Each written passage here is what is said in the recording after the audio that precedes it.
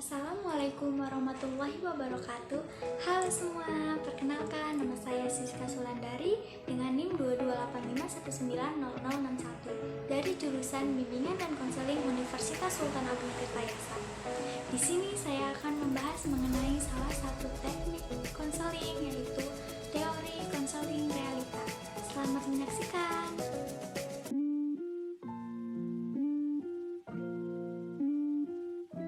Yang akan dibahas dalam teori konseling realita yaitu yang pertama konsep dasar, yang kedua contoh kasus, dan yang ketiga cara penyelesaian.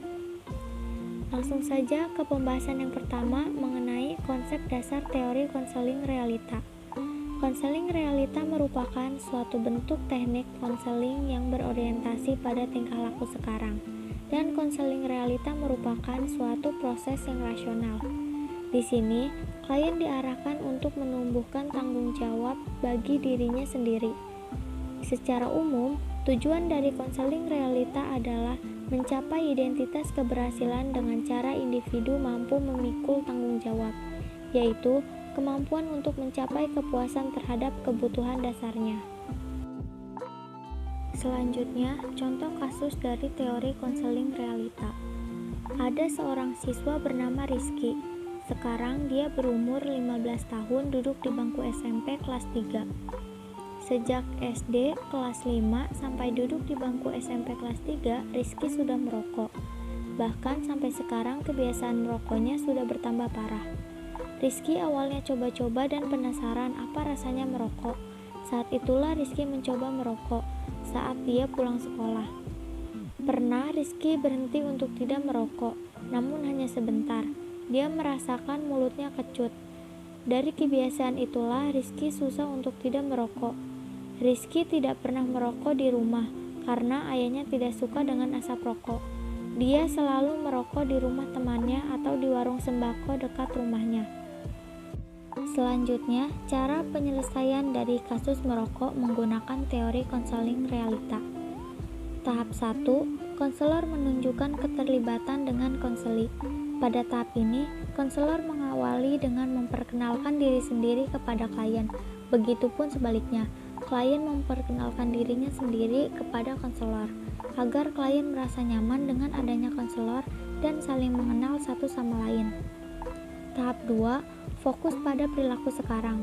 Pada tahap ini, saat klien mulai merasa nyaman kepada konselor, konselor menanyakan kepada klien tentang perilaku merokok yang sering dilakukan oleh klien. Tahap 3, klien menilai diri sendiri atau melakukan evaluasi. Pada tahap ini, konselor menanyakan kepada klien tentang perilaku yang dilakukannya agar klien keluar dari permasalahan. Fungsi konselor tidak untuk memberikan nilai bahwa perilaku yang dilakukan klien benar atau salah, tetapi lebih tepatnya, konselor membimbing klien untuk menilai apakah perilaku yang dilakukan tersebut benar atau salah. Tahap keempat, merencanakan tindakan yang bertanggung jawab.